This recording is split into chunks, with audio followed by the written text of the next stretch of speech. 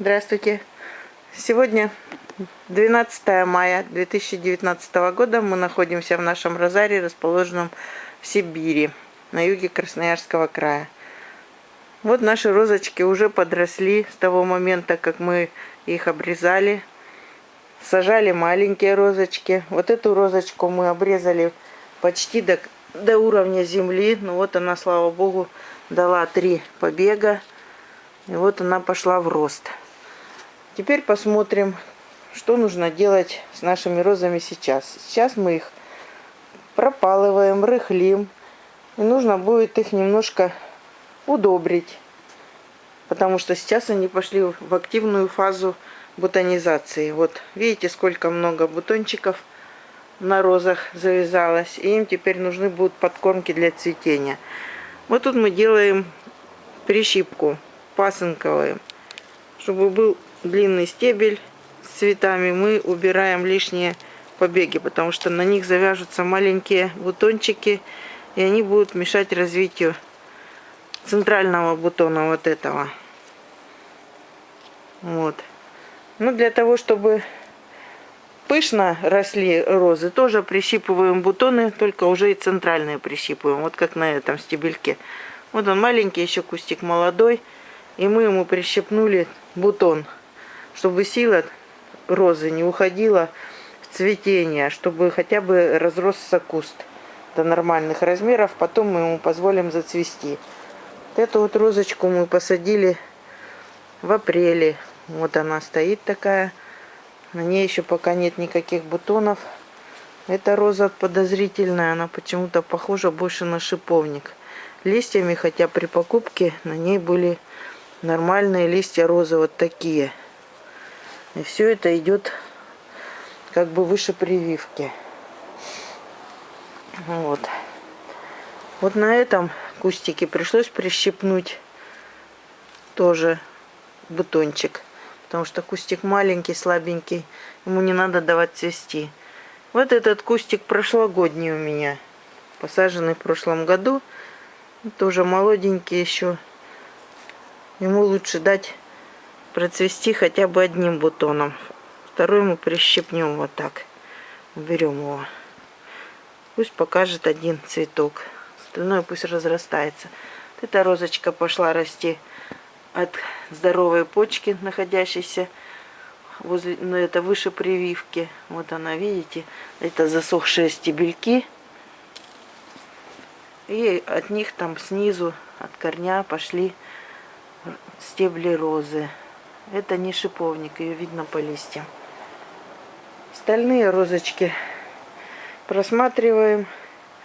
Ну вот есть на некоторых розах обожженные листочки. Солнце днем светит очень яркое, потому что сейчас май. И в жаркие дни оно светит очень ярко. Бывают ожоги на листиках. Вот как мы видим вот здесь. Это были капельки на листьях, и получились вот такие ожоги, как сквозь линзу. Вот эти вот розочки тоже посажены в мае, маленькие, еще пока приживаются, укореняются. Тут вот стебелечек, росточек маленько тоже пригорел от солнца. Вот эти розы уже окрашиваются, на них вот уже бутоны большие. Скоро зацветут. Это устома цветет. Это матрикария беленькая. Ну, нанютки там под этими, под кустами роз. Вот так, смотрим, что тут. Вроде здесь пасынковать нечего. Все нормально. Идет все в один стебель, в один бутон. Здесь у меня интересная роза растет. Разрастается тоже по типу шиповника. Она не относится к чайно-гибридным. Это флорибунда. У нее очень душистый цветок розового цвета и похож на пиончик формой. Вот розы уже почти с меня ростом выросли. Большие. А это наши лилии. Готовятся тоже зацветать. Окрашиваются бутончики в красный, в оранжевый цвет. Скоро зацветут. А эти лилии еще маленькие. Остальные.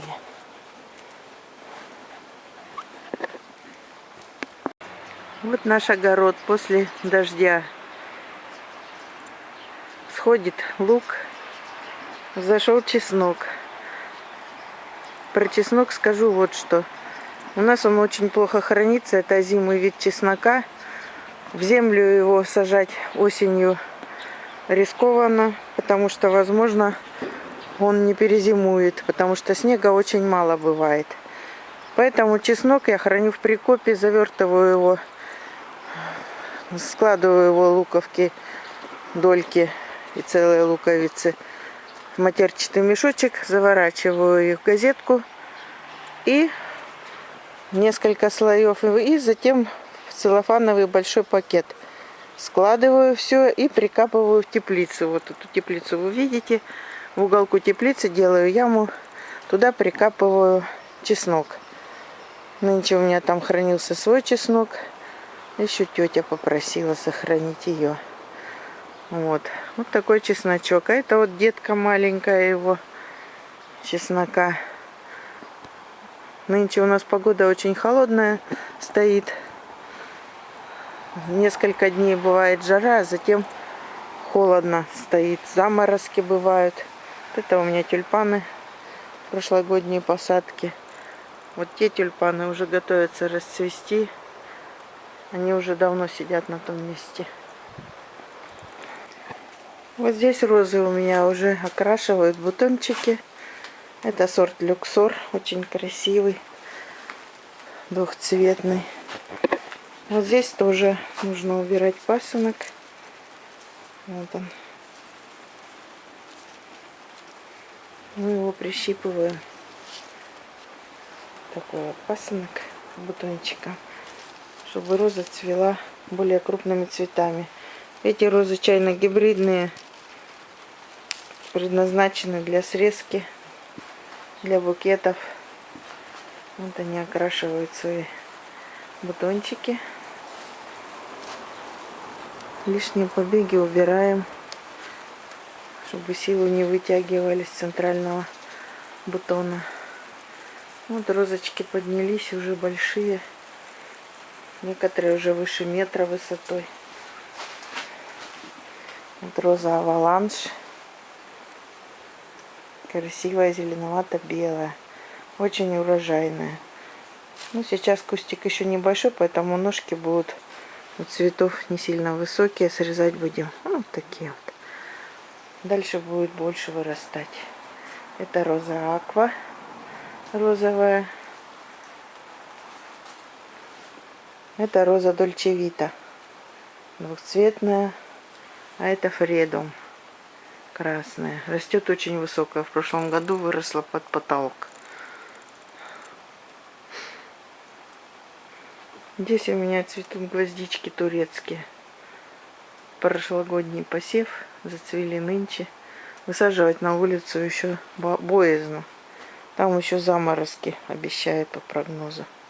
Поэтому все здесь в теплице. Вот розочка посаженная 29 марта. Она уже двинулась в рост. И уже дала бутон. Придется этот бутончик отщипнуть. Пусть она развивается. Больше веточек, чтобы на ней наросло.